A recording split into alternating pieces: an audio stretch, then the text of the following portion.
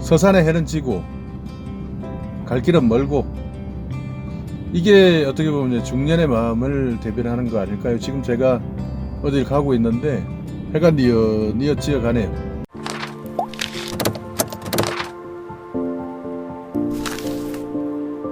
오늘 제가 신문을 봤는데요, 우리 노인이라고 이야기할 때 보통 65세 이상을 기준으로 합니다. 이제는 70 이상을 노인의 기준으로 봐야 되는 거 아니냐라는 이야기가 오늘 뉴스에 나왔더라고요. 어쩌면 좀 늦은 감이 있는 것 같기도 하고, 우리가 옛날에 어릴 때 보면은 환갑잔치 많이 하는 거 보셨지 않습니까?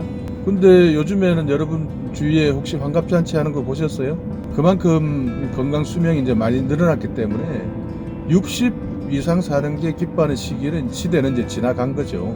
이제는 한 70 정도를 넘겨야, 그래야 이제 잔치하는 시대가 됐는데요. 그래서 70 이상을 노인으로 봐야 된다라고 하는 것이 지금 현재는 맞을 수가 있습니다.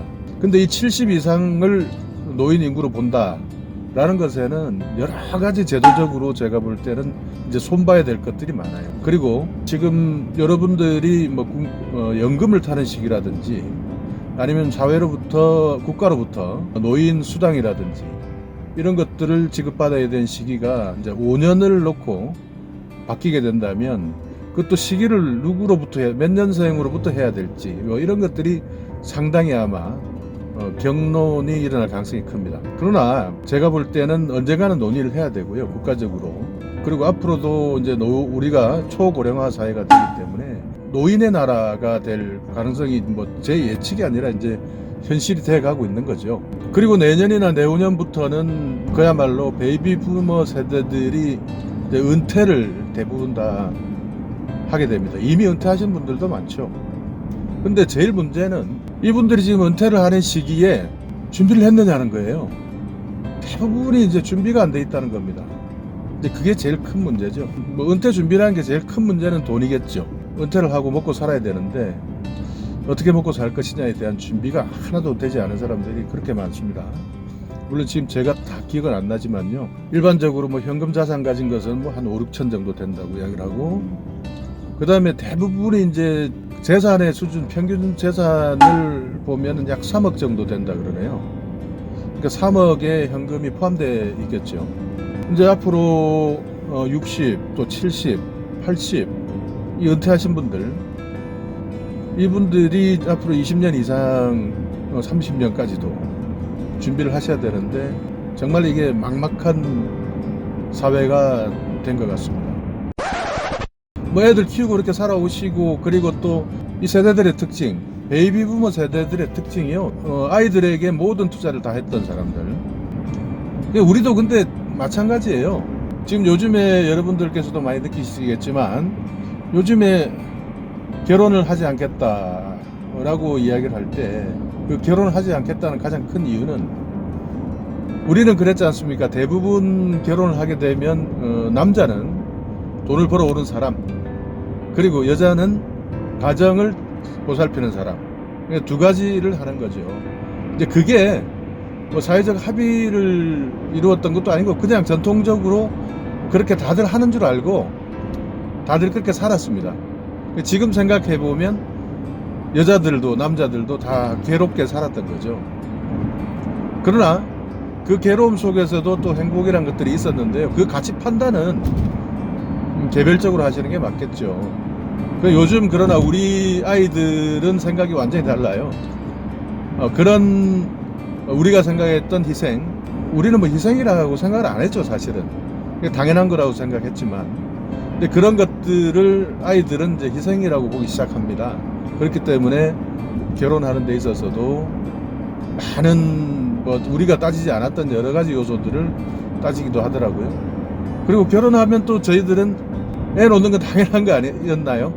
그러나 결혼도 선택, 결혼을 해도 애 놓는 것도 선택, 놓을 것이냐 안 놓을 것이냐도 서로가 이제 합의를 하는 것이고, 그러니까 어떻게 보면 이 아이들의 선택이 옳은 것인지, 또 우리가 살아왔던 그 길들이 잘 살아왔던 것인지 참 저는 평가하기 어렵습니다. 저는 별 후회는 없어요. 그러나 어떻게 보면 우리의 입장에서 보면 또 너무 강팍하다 그러나요? 아니 너무 팍팍하다 그러나요? 너무 메마르다 그러나요? 그렇게 보이기도 합니다. 이해를 하려고 하는 노력들이 있고 또 지금 그 젊은 시대의 삶에 저희가 감나라 배나라 할 수는 없지만 하여간 이제는 또 이런 세대 간의 갈등도 있는 이 시기에 노인의 나이를 몇 살로 볼 것이냐 라는 문제는 상당히 또 세대 갈등을 유발시키는 그런 이슈가 될 가능성도 제가 볼 땐 크다고 봐요. 왜냐하면 젊은 세대 입장에서는 젊은 세대가 내는 세금으로 어떻게 보면 노인의 인구들을 먹여 살리는 그런 구조가 된다는 것이 억울할 수가 있거든요. 그리고 국민연금이라든지 아니면 각종 노인 수당이라든지 이런 것들이 계속 확대되는 추세인데 그 친구들이 나중에 노인이 됐을 때 인구 절벽이 이제 오고 있지 않습니까? 이 인구 절벽을 계속 겪는 이 친구들이 노인이 됐을 때는요, 생산 가능 인구가 줄어들게 되면 세금이 줄어드는데 노인으로서 지금 우리 세대가 앞으로 노인이 됐을 때 받을 수 있는 그런 혜택을 지금 젊은 세대들은 못 누릴 수도 있다 라는 걱정이 분명히 들 것입니다. 그렇기 때문에 이 65세에서 70 노인을 분류하는 이 나이의 기준을 70세로 옮긴다 하는 것은 거의 제가 볼 땐 시한폭탄 같은 일이거든요. 약간 두렵기도 하지만요. 그래서 여러분들께서 제일 중요한 것은 국가로부터 우리가 받으려고 하지 않는 삶이 얼마나 행복하겠습니까? 그런 사람들을 이제 준비를 하자는 거죠, 저는.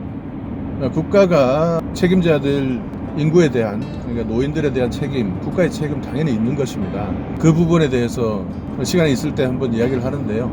지금 이제 드디어 바야흐로 노인의 시대가 접어들고 있습니다.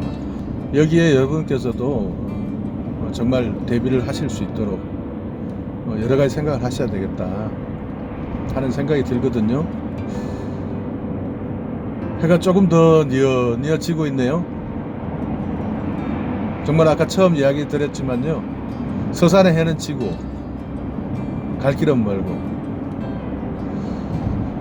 그리고 이제 노인의 시대, 노인의 나라가 되어가고 있는 이 대한민국을 바라보면서 잠시 오늘 그냥 별 의미 없는 이야기는 아니지만 큰 의미가 될 이야기지만 한번 제 생각을 이야기를 해봅니다. 여러분 같이 한번 앞으로 이 노인의 나라에 대한, 노인의 나라라니까 너무 슬픈가요? 초고령화 사회에 대해서 우리가 한번 더 깊게 생각해 볼 시기가 아닌가 생각을 합니다. 해가 뉘엿뉘엿 더 지고 있네요.